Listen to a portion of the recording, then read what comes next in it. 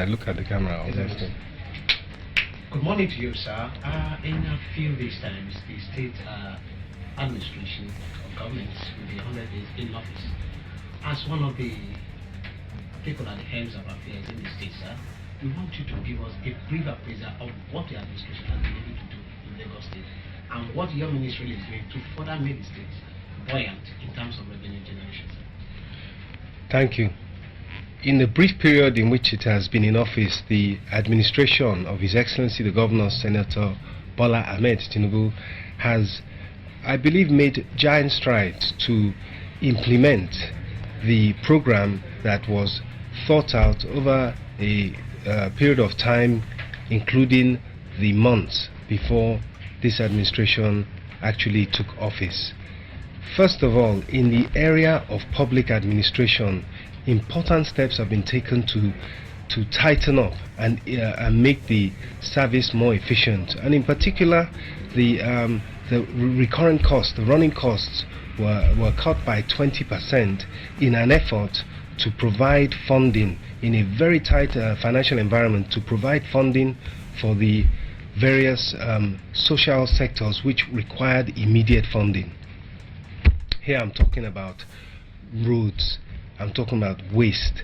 These are areas in which the long-term plans have been laid out to find long-lasting solutions. However, in the short term, there's been a requirement to just put immediate funding into these areas to alleviate the problems. In addition to that, in the area of housing, there has been there is going to shortly be the flagging off of the first phase of low-cost housing.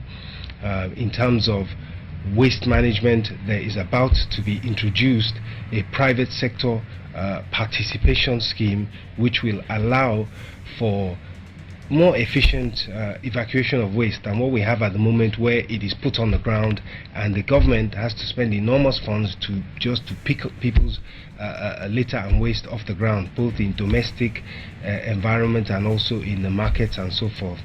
So I think those are important initiatives that have been achieved. In the area of finance in particular, we've moved immediately to plug the kinds of loopholes and the areas of waste which we found. We have moved this ministry and we have moved this state into the new millennium as far as banking is concerned. We have introduced electronic banking.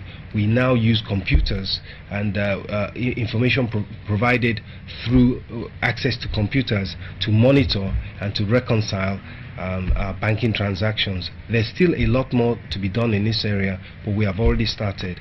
At the end of the day, we are going to have in place a structured and professional treasury management operation, because not only are the funds that actually come through the state government's coffers substantial now, but we expect a quantum leap given the strategies that we are putting in place for increasing internally generated revenue, and also under the federal structure for achieving more money from the center, for increasing the amount that is retained, that is raised in this state through the derivation factor. But I think overall, what I can also say is that the prospects for the future are very bright, based on what has been done in 100 days to fundamentally change the face of Lagos State, to change the state in terms of the ordinary lives of the citizens. And here I'm talking about the major areas.